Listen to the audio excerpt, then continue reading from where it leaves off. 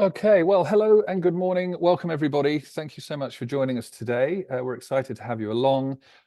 So another pattern webinar. Today, we're going to be discussing our latest consumer research into marketplaces in Australia and the impact that Amazon is certainly having locally. We're excited to get into some of the detail with you today. My name's Dan Richardson. I'm the Director of Sales JPAC at Pattern. And I'd like to introduce you to the people I'm joined with today. I'm very excited to have Brent Furness, Senior Key Account Manager at EssilorLuxottica, and Catherine Coleman, who some of you may be familiar with, Head of Customer Marketing at Pattern Australia.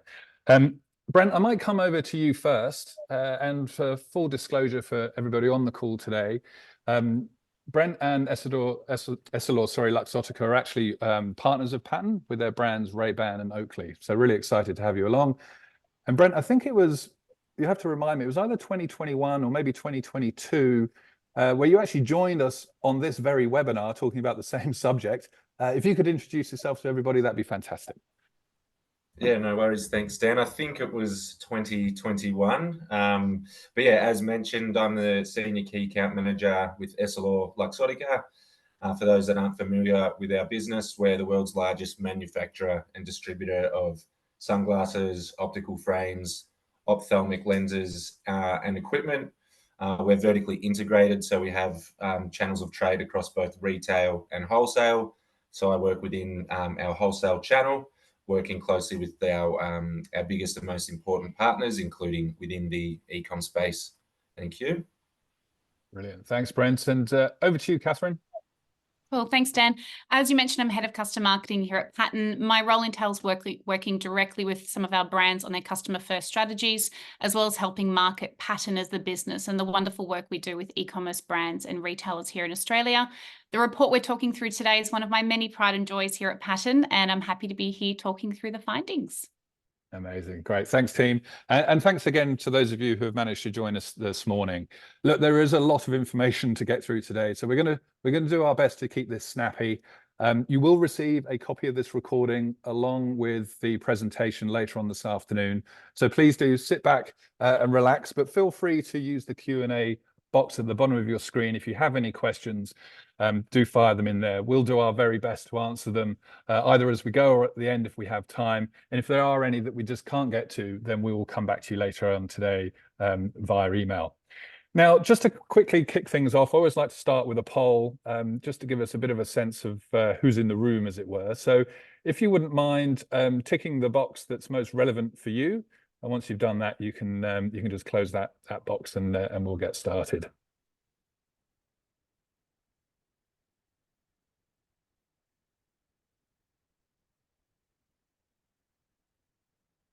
Brilliant. Okay, thank you very much. All right. Well, look, first things first, for those of you who aren't familiar with Pattern, and I know that we've got a few first-time callers, as it were, on the call today, we're a global e-commerce accelerator and indeed the largest 3P seller on Amazon. Today, we partner with over 300 brands globally, and we did in the region of $1.4 billion in revenue last year. And we use data combined with our own proprietary tech to gain control and accelerate growth on marketplaces around the world. So today we employ over 1,200 people. Thank you, Catherine. Over 1,200 people. We have offices in the US, UK, Germany. We're also in Dubai, in China, Hong Kong, Singapore, and obviously in Australia as well. We've got offices in Sydney and in Melbourne. And we sell on all of the major marketplaces, including obviously every Amazon instance, and as well as Tmall and JD.com in China. And here's our model, right? It's really simple. As I said, we're a third-party seller, which means that we buy stock directly from our brand partners. They ship that product or products to our distribution center, and we take care of everything else from that point forward. Now, this isn't limited to just things like content and SEO or advertising. It also includes things like identifying unauthorized resellers, customer service, returns, compliance, account health. It's really everything that you need to be across in order to be successful. And look, it's a really exciting space to be in. Marketplaces in general are super exciting globally. They're on a bit of a charge still. And this stat really stood out to me that by 2027, the 4 largest online marketplaces are likely to account for over 2/3 of all global e-commerce sales. Absolutely huge. And locally, the marketplace landscape continues to evolve. Now, for the purpose of today, we're focusing on businesses that are predominantly marketplaces, right? So we haven't included the fast-growing number of Australian retailers who are now also operating their own marketplace. As you can see here, this is looking at traffic, but over the last 12 months, Amazon has become the market leader, both traffic and revenue in Australia. What has been interesting, and we'll touch on this in a bit, is platforms such as Temu and Shein, who you can see here, who wouldn't have even featured in the same question or the same chart last year, are really starting to gain traction locally. So that's it by way of introduction. I'm going to now pass over to Catherine, who's going to take us through some of the key findings from the report. Well, thank you, Dan. So this is the 6th year we've run this research report. We track it every year. We're certainly seeing some changes in marketplace adoption over the years. We developed this report, as I said, 6 years ago, because there's limited accessible research online to do with marketplaces. We actually do a fair bit of research globally at Pattern. This is one of the reports that we do every year. So certainly on our website, there's a lot more insights you can get about global marketplaces. This year, we've added a few additional questions as well as some new players to the marketplace landscape. So as Dan mentioned, Shein and Temu were newcomers to this report, certainly have caused a bit of a ruffle in feathers in terms of talking about what's happening in the landscape. You'll notice certainly a key theme throughout the report is Amazon, though, as the dominant marketplace in Australia. Okay, so going into it, so one of the questions we ask every year was about what marketplaces you've bought in the last 12 months. Overall, 93% of consumers did buy from one of the platforms listed. And for the first time in the past 6 years of asking this question, Amazon's actually taken over eBay as the front runner. So 59% of those surveyed actually shopped on the platform. eBay saw a reduced number of consumers buying, as did Kogan and MyDeal. But Temu and Shein were quite surprising to me. So Temu launched less than 12 months ago, but still managed to beat the likes of established marketplaces such as Kogan and MyDeal. So 25% of consumers admitted to buying from Temu. It was reported last year that Temu had the fastest growing audience among Australian retailers, so surpassing even the likes of Bunnings. So they've certainly made waves in the Australian retail landscape. Going to be interesting. Obviously, we'll run this report again at the end of this year. We'll have a look at the insights for the year ahead and to see what might be changing. It'll be interesting to see if there's any additional new marketplaces coming around. I think we should have had another poll in here, Catherine. I just thought asking who shopped on Temu. I asked that question in a room full of brands not that long ago and was surprised that there was a high number of people who have. Yeah, to be honest, I hadn't prior to working on this report, and I did my first order last week because I needed to see what a quarter of the population thought was so good.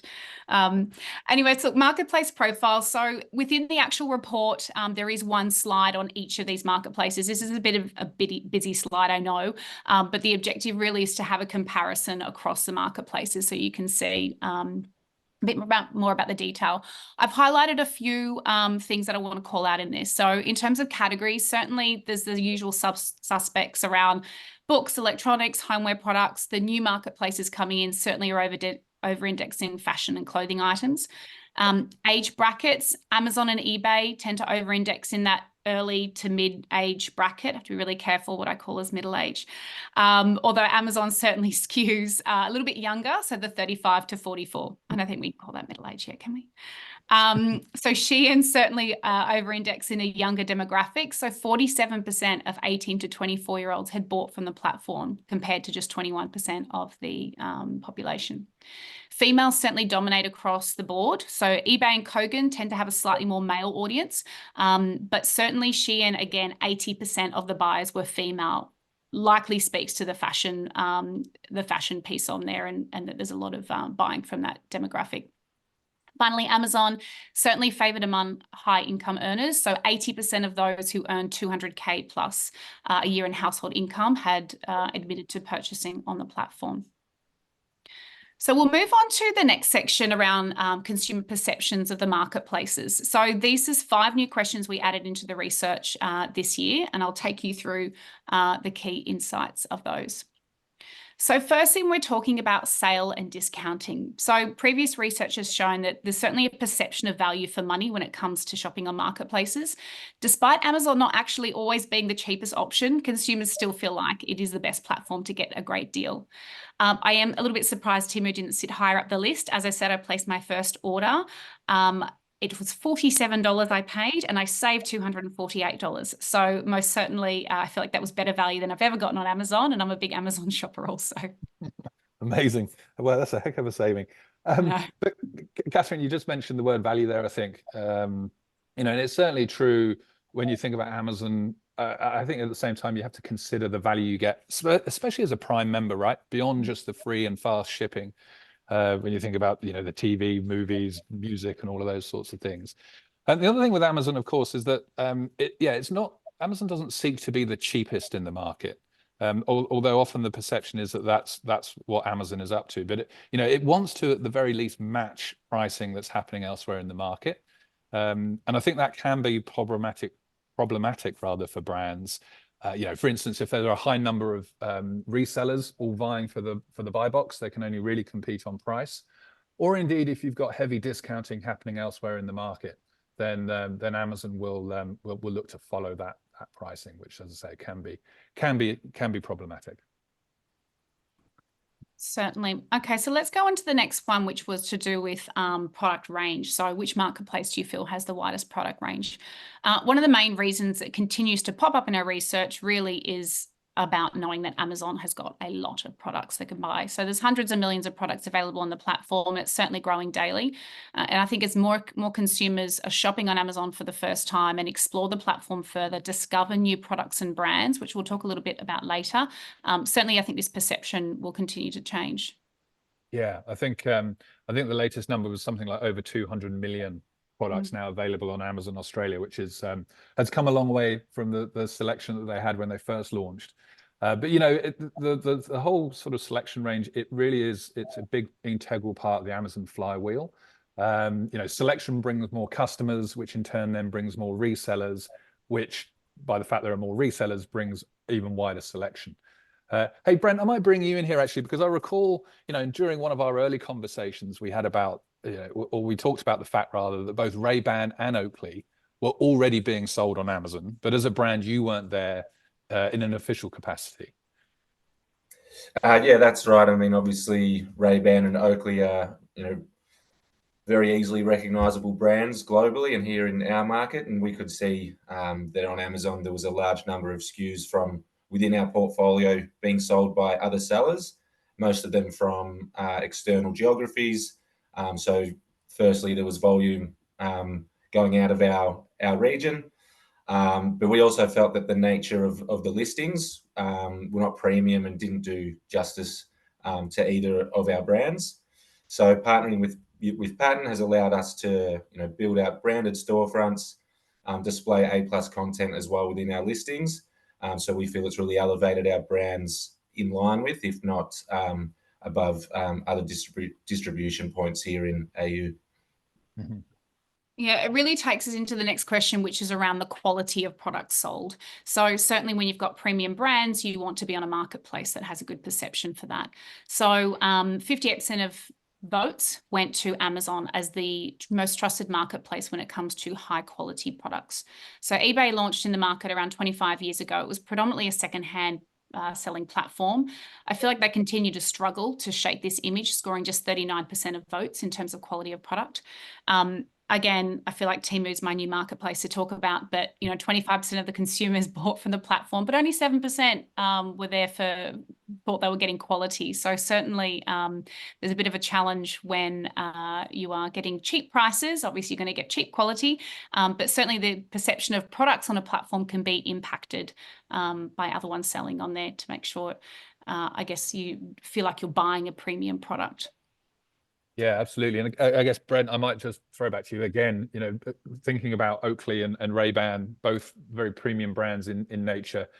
Yeah, how important was that perception of quality of the platform for you?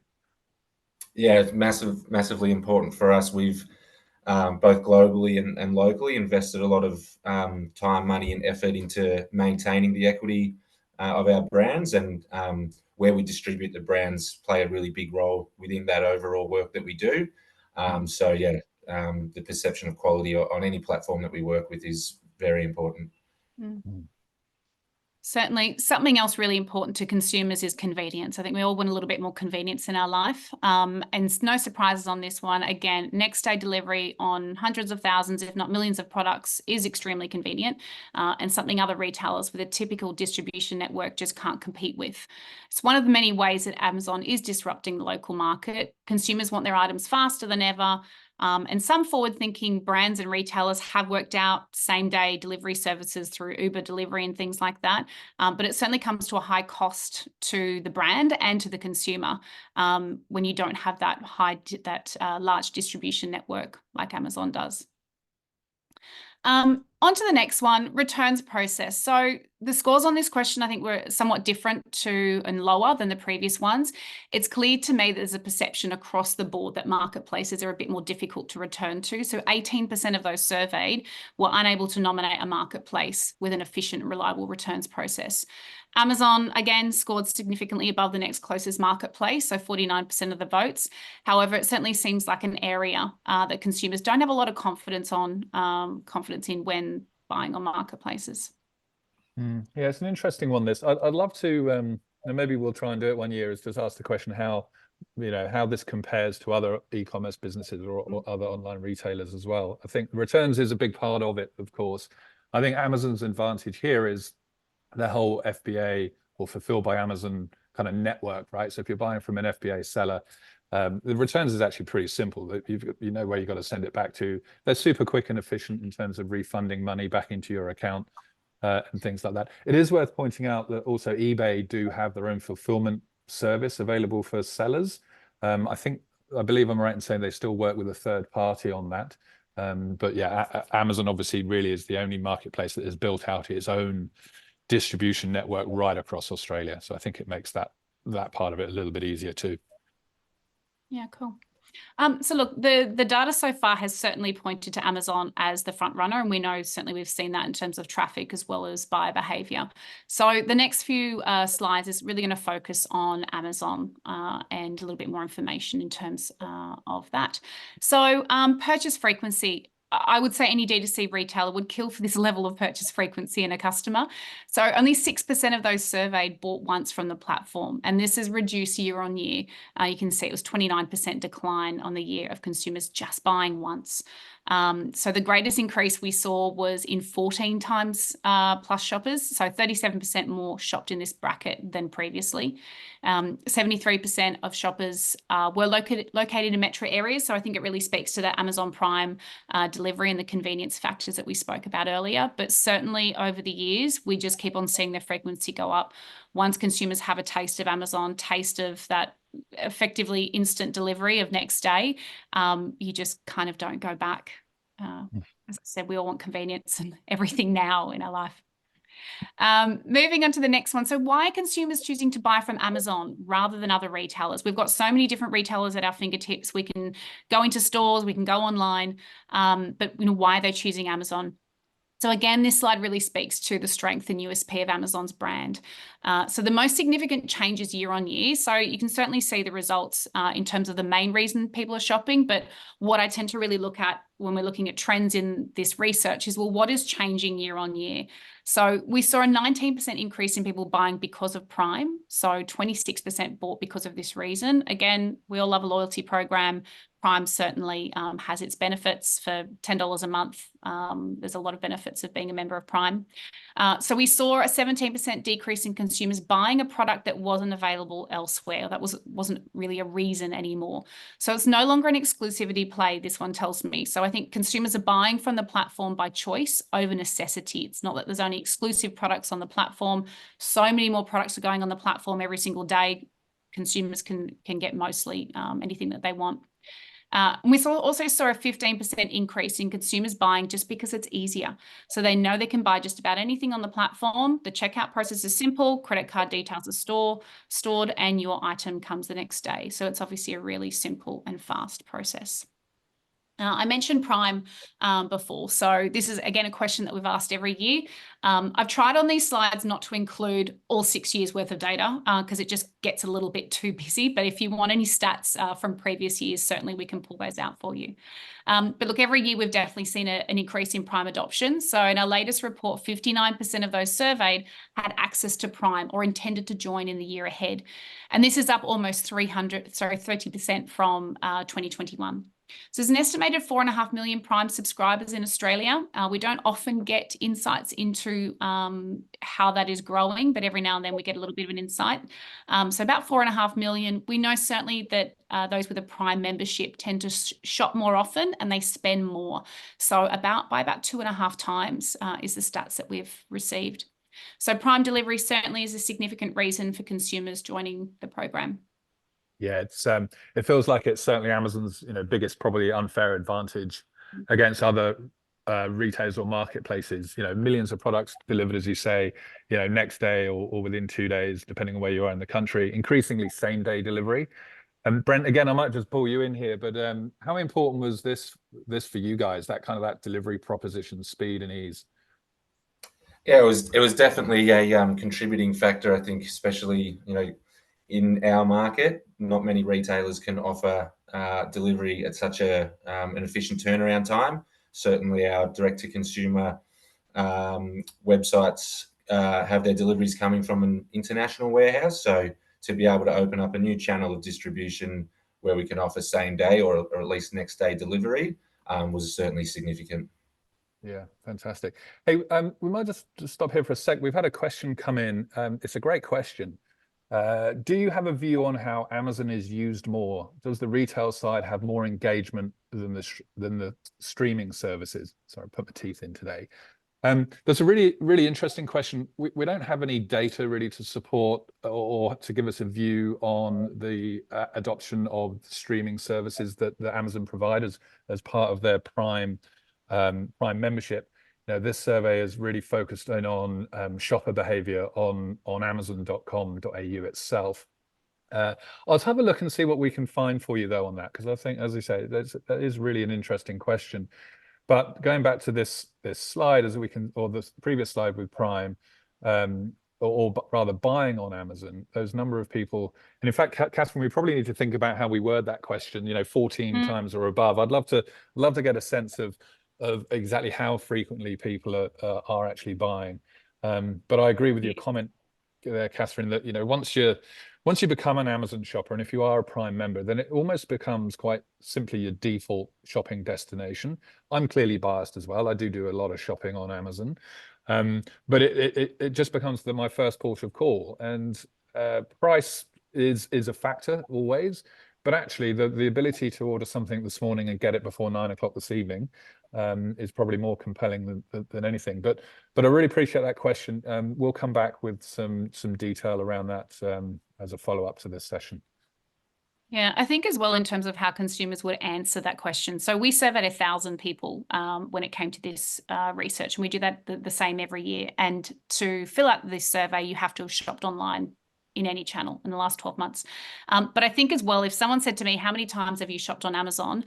I don't actually know that I would know the answer, but I know that we are placing multiple orders every week between my husband and I. There is an Amazon delivery coming every single day, basically. So yeah, we might either add another question or look at that slightly differently next year to look at, as you said, the frequency in which people order. Yeah, interested to know how many Temu orders you get coming through now, Catherine, as well, by the way. You can keep us updated on that. I ordered once and then they gave me another $150 voucher if I bought again. And so they made me buy again after that. So I've actually bought twice now, not just once. But anyway, back to Amazon for higher quality.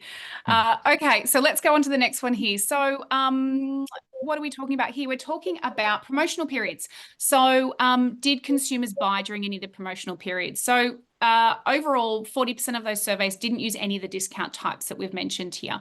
And that has decreased on the year. Having said this, 34% more consumers bought during Prime Day. So that's a platform's second biggest revenue driving event after Black Friday. So Black Friday obviously is a huge one for them. We could also see a 20% growth in consumers buying during Cyber Weekend. I think obviously Cyber Black Friday has had a massive impact even across D2C, just retail as a whole in Australia, but certainly Amazon consumers are going on the platform at that time. Okay, so into the next one is around your experience on Amazon. So did you experience any of the sort of negative aspects of shopping on the platform? So overall, again, we saw a decrease in consumers having any issues at all. Some of the key year-on-year changes we saw on this one. So 19% less consumers experience out-of-stock issues. So certainly in previous years, there's been some challenges with global distribution due to COVID. That's certainly improved, not having as many issues with stock. We saw a 23% increase in consumers reporting that the product they received was different to the product description or images on Amazon. So that's a little bit of a challenge. And also in small numbers, but it was a 43%. Again, it looks funny because they're small numbers, but overall a 43% increase in consumers reporting that their product was past its expiry date. So there's some brands there certainly that aren't coming across in the best light. Yeah, I think that is interesting, Catherine. As you say, those numbers are fairly small at the moment, but again, it'd be interesting to watch what happens in years to come as we continue to ask these same questions of consumers. You know, as more, we touched on it before, but you know, as more third-party sellers rather come in and start selling on Amazon, a lot of them don't have that sort of brand first, I want to call it mentality almost. Yeah, it's about let's get some things listed on Amazon and let's get them sold. They're not necessarily invested in putting in the time and the effort to create the content and do all of the things that you can do as a brand or as a seller on the platform. So yeah, as more sellers come in, I'm not surprised that those numbers might start to creep up even higher. And I think it just demonstrates the importance. And again, going back to you, Brent, I know this is something that we talked about too, and we've mentioned it already today, you know, that importance of getting control on the channel, sort of start trying to think about and understand who those other third-party sellers are, a lot of which are probably unauthorized and not doing a very good job at representing the products and therefore the brand. So, you know, what can you do about that as a brand on the platform?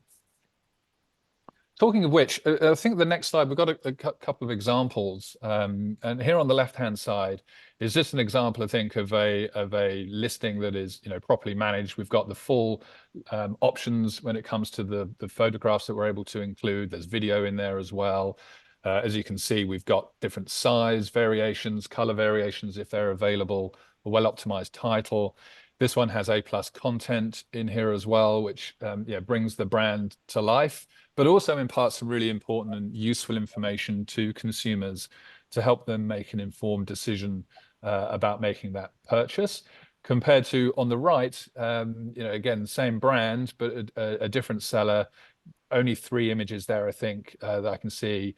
You know, not particularly well optimized title, probably a bit confusing for your average consumer, and then missing any additional information that will really help a customer to, as I say, make an informed decision about their purchase.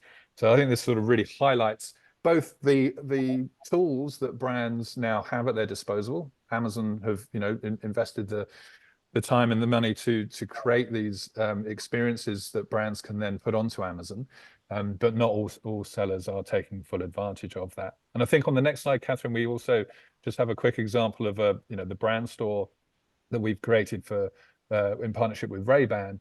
Again, just a terrific example of how we can bring that brand to life and segment different products. It almost becomes like a mini D2C site within Amazon. Hey, Brent, you know, again, just to bring you back in here, but perhaps talk to us a little bit about the importance of brand, which I'm assuming, yeah, very important for Ray-Ban and Oakley. Yeah, absolutely. I think as we look at the examples here, having these branded storefronts and the A+ content really enables us to lead with brand messaging, whereas we have, you know, other sellers who may be unauthorized that are simply looking to commoditize our products, and that's not the messaging we want to lead with. We want to lead with brand messaging, and having this here, as you said, we're able to provide a similar experience to our own .coms. Not only that, but it enables us to funnel our advertising in a more targeted way. So as we bring more products online, this branded storefront also enables us to segment the brand and talk to the specific categories that that we have within both Ray-Ban and Oakley. Yeah, fantastic. Hey, I wonder if this might be a good, just quick segue, if you don't mind. But you know, I know we've got people on the call today, who are watching today, who, you know, we've got brands that are already 1P, we've got brands who are 3P, some operating a hybrid model. But we also have a number of people on who aren't on Amazon today, but you know, it is part of their thinking. They're considering it currently. You were in the same boat not that long ago, as we said. You joined this webinar in 2021. Perhaps can you just share with us a little bit about your, I suppose, the journey for you guys in terms of making a decision about being actively involved with Amazon, and then the path that you eventually went down? Yeah, absolutely. So we do work with Amazon in a direct 1P way in other markets around the globe. So we reached out to them to understand, you know, what their experiences were, and our learnings from those discussions, as well as discussions with Amazon themselves, was that working with them directly requires significant resourcing, which locally we don't have. On the global scale, we are a smaller market. We in other markets, there's much bigger e-com teams that can manage the relationship directly. There's also within our existing distribution, especially on the wholesale side, a lot of sensitivity when it comes to Amazon. We had concerns that partnering with them directly will contribute to price wars potentially. We on the wholesale side manage only a certain part of the overall distribution of the brand. So we were mindful to not enter into any relationships that could contribute to a price war.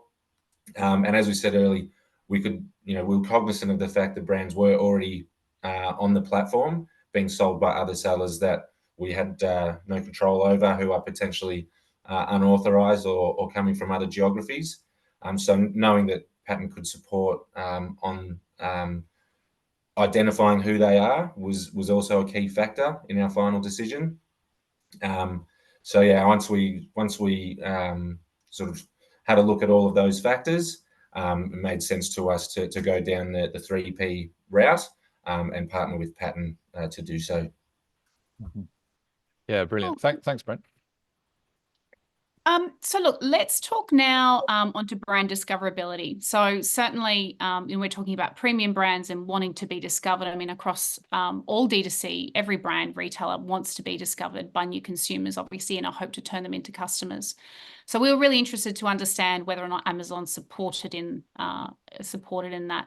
So the past few years, we have been tracking how consumers are discovering new products and where they begin their research. So Google remains the #1 source of product research in Australia. So 55% of consumers certainly go there first onto a search engine. However, it is declining slightly, as you can see on the year. So Amazon across these channels saw the most significant growth. So 59% more consumers began their product search on the platform. This compares to the US. So in the US, roughly 60% of consumers start their product search on Amazon. Here, we're 11. It's a much different kettle of fish, but in the US, 42% of consumers start their search on a search engine. So it's kind of flipped, and certainly it'll be interesting to see over the years how that trend changes.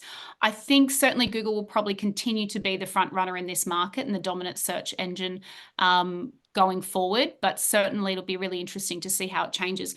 What I thought was really interesting is, so if 11% of consumers are going to Amazon to search, 15% are going to direct to a retailer website to search. There's not a lot of difference in those two.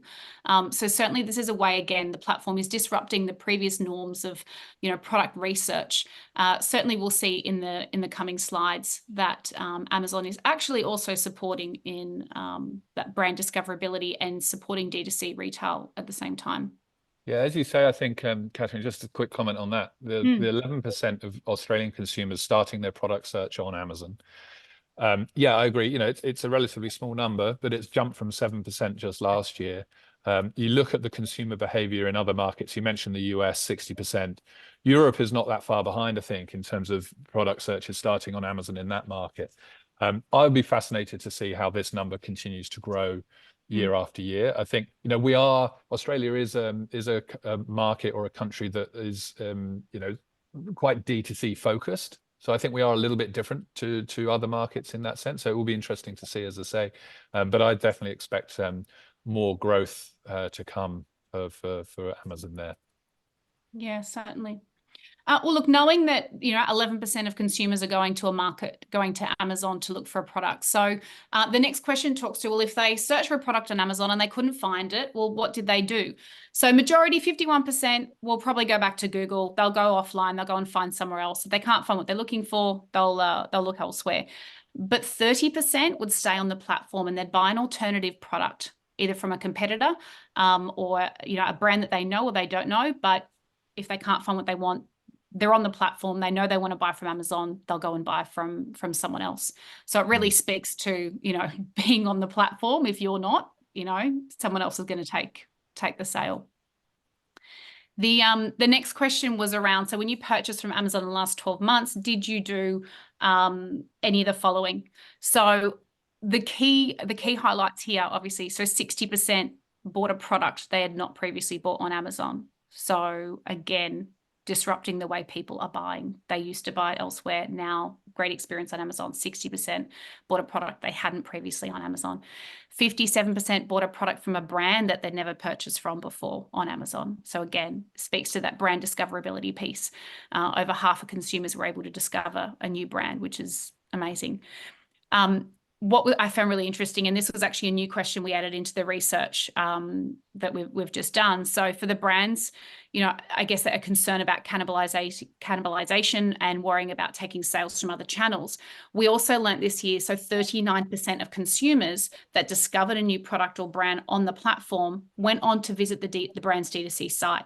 So for me, it really reiterates the need to ensure that your product is displayed really well in the best possible light on Amazon, because you are actually using this platform to help grow your brand. If they've got those brand pages on Amazon, they can experience you at a really high quality. Great. They'll visit your D2C site if they want to understand more, but certainly you need to be there, and you need to be there in a really positive way. Yeah, and this comes up a lot in the conversations that I have with brands as a kind of a serious concern for them, is that, well, if we go onto Amazon, are we just robbing Peter to pay Paul? Or as you say, is there a certain amount of cannibalization that's going to happen for sales that we would have got on our D2C, which are highly likely would be more profitable to us than losing out to Amazon or by selling them there? So it's a question that comes up a lot. So I think this data is super helpful. And Brent, I know that you guys had similar concerns, right? We touched on this as well when we were in early conversations. Yeah, absolutely. We were really mindful of cannibalization and just shifting volume from one point to the next. So when we saw this data, it really gave us confidence that it was an opportunity to attract a new customer instead of taking volume from other channels. Yeah, I think that stat as well about people who have then go on to visit the brand website is really powerful. And go back to the previous slide as well, Casey, when you were talking about 30% of consumers, if they can't find what they're looking for, nearly 30% will then go and buy a product from a competing brand. But then if a percentage of those people then go and visit that brand store, then maybe there's the whole, you've lost that customer, not just in that instant, but potentially any future purchases too. Yeah, certainly. So the last couple of slides that we're going to go through here is just around the growth categories. So there's a bit more data on this inside the report, but I've pulled out a few insights for these two. So certainly across the last 12 months, we've seen shoppers, obviously there's more shoppers buying from Amazon. There's been growth across all categories. So the highlight ones, it's a bit hard to see on that graph, I guess, what the highlight ones are, but certainly the most popular products emerging. So vitamins and supplements, 43% more people bought vitamins and supplements than did the year before. Skincare and makeup, 40% growth. Food and pantry, 38% growth.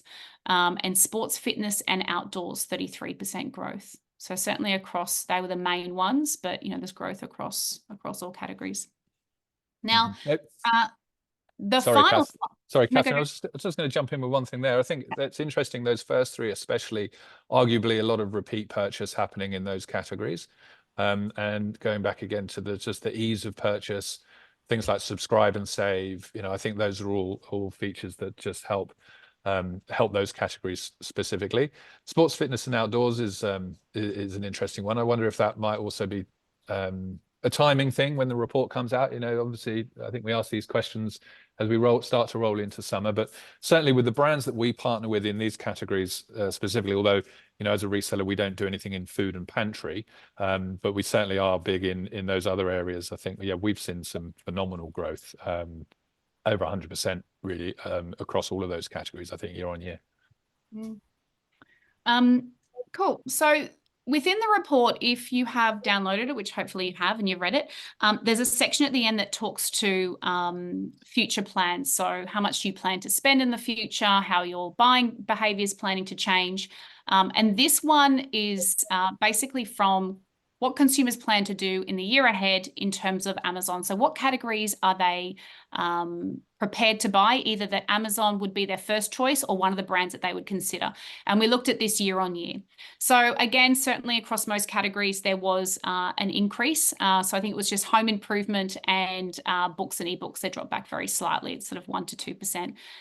But overall, so food and pantry, there's more of an intention to buy food and pantry. I know you said we don't actually represent food and pantry on Amazon in this market, but certainly it is an area that consumers are open to buying from Amazon at the highest amount of growth. Skincare and makeup, so 8% growth, a good one for the beauty brands on the call today. So certainly there's some growth there. Vitamins and supplements comes up quite frequently. Dan, as you said, the subscribe and save vitamins and supplements, generally something you're going to continue getting. And sports, fitness and outdoor, again, 7% growth. I just want to quickly clarify, Catherine, if I may, on the food and pantry piece. I think it's a lot of what is sold in that category is difficult to warehouse, shelf life, if considerations, if things need to be kept chilled and all of those sorts of things, those are difficult. To resell, I would say, on Amazon, but for other products or product categories within the overall category of food and pantry, longer shelf life, doesn't need specific storage, and all of those sorts of things can certainly be looked after. Yeah, that makes sense. So look, as I said, this is the last slide in terms of the research. Dan's got a little bit more to cover, but we run this report every single year. So I've given a high-level overview of the research. There's certainly a little bit more in the research report, but there's also a lot more behind that. So if there's any other additional data points that you would like access to, if you've got any thoughts of anything else you would like to understand about marketplaces in Australia, or any specific marketplaces you'd like to learn more about, please feel free to get in contact with us. We will be working on, I guess, how we adapt and move on the questions later on this year. So certainly happy to take some notes and continue to improve this research report to make it useful for brands and retailers out there. Dan, I'll hand back over to you. Amazing. Thank you, Catherine. And, each year you produce this report, I think the numbers and the growth story just becomes more and more compelling for brands. And, there is nothing else like this in the market. So I just want to say thank you, a big thank you for all the work that you do pulling this together every year. It's an invaluable piece of information for the wider market. And I can tell by the number of downloads and registrations we get to attend this webinar in particular, that just goes up year and year It's as well. certainly topical. Certainly is. So thanks for all the effort on that. I did just want to spend a couple of minutes to talk about the different ways or the different options that brands have when selling on Amazon. I think useful for the mix of people that we have in the virtual room with us today. So just the two main ways, right? And you would have heard these come up in time and time again, I'm sure, but the two main ways of selling are either 1P, which is also known as first party, or 3P, or third party, right? So 1P is where Amazon buys and owns the stock. So that's invitation only. They'll approach either the brand directly, or indeed they might go through a distributor or anywhere they might be able to find the product, and they'll offer to buy stock. With 3P, you can either sell to a reseller such as Pattern, or indeed you can sell directly to the end consumer via Amazon and manage all of that yourselves through Seller Central. So there's the Seller Central Platform and Vendor Central, which is what the 1P vendors would be using. I think the biggest difference between the two options is really around who sets the retail price. As you can see in this chart, largely all the advertising capabilities are the same, whether or not you're 1P or 3P. You can still use Fulfilled by Amazon if you're a third-party seller. Obviously, Amazon use their own distribution network, of course. So really, it comes down to that price piece. In a 1P relationship, Amazon, or more specifically, one of their algorithms, they will determine the selling price, and that can be adjusted, pretty much in real time, depending on what's happening either on the platform with other sellers, or indeed, as I mentioned before, off platform in other channels. It will respond to the pricing that's happening in the market. Whereas with 3P, the price is set by the seller, which I think gives you a much higher degree of control. Much higher degree of control in that respect. So if we look at, I thought this was really interesting. This is looking at the growth of Amazon's business globally, way back in 2018. And what you can see, that light blue at the bottom, that's the 1P business, right? So that's Amazon's own retail business. As you can see, over the last 3 years especially, has really not seen a huge amount of growth at all. Very minimal. Whereas the 3P side of their business, it continues to grow at quite a clip. It's a significant part of their overall business now, which kind of makes sense for a couple of reasons. One, as I've just talked about, that price piece. I think we do see globally a number of 1P sellers moving to a 3P model as they start to really focus on the profitability of their Amazon business. But the other piece is around, for Amazon, quite simply, the 3P business is more profitable for them. They're not buying and holding on to large amounts of stock, haven't got cash tied up in inventory. Instead of buying product, they're simply just charging fees by way of commission and FBA, for example, to generate revenue that way. So I thought that was quite interesting. Now, so I just also wanted to provide a little bit of what are the benefits of each of the different selling models. I haven't touched on hybrid here. And I know that we have a couple of people who have joined who are operating a hybrid model. And typically, for those that don't know, a hybrid model is where you're selling some products directly to Amazon, but others, a separate range, you're selling through the 3P marketplace. So you're doing that a little bit differently. Now, don't get me wrong, 1P can make complete sense for a lot, and does make complete sense for a lot of brands. I think, for example, if you've got products that perhaps are typically at a lower price point, but at the same time they're quite bulky, so maybe large and heavy items, it could be difficult to realize a profit operating a 3P model. If you start to factor in the commission you're going to pay to Amazon and the FBA fees alone, that can really eat into the margin. So 1P can work particularly well there. But for a lot of brands, or an increasing number of brands, 3P gives a much higher degree of control, as I said, and therefore the ability to really accelerate growth. And what I've done at the bottom here is also just outlined some of the key benefits of partnering with an accelerator like Pattern, who have dedicated resource. All we're doing day in, day out is thinking about how we can gain control and accelerate brands on marketplaces around the world. Have their own technology really built around the vast amounts of data available and helping to really drive business through, as I say, as well as global capabilities. And increasingly, brands want to reduce the complexity of operating on marketplaces. In different markets, different countries, different languages, often different partners across the globe can become quite a challenge to manage. So, being able to partner with somebody who can do everything for you and therefore just reduce the tax, as it were, in terms of time and resource on the brand side, I think is really important. And ultimately, it's about, I suppose, moving your internal teams from being players to becoming coaches, which is about getting out of the day-to-day heavy lifting, or the minutiae, as it were, of managing tickets and doing everything, but thinking about Amazon, to really enabling them to lift and therefore to focus on things like strategy and planning, and working with a partner who's as invested as the brand when it comes to accelerating growth. So I won't touch on too many of those. I know we're running short of time. There were two other things I just wanted to touch on quickly.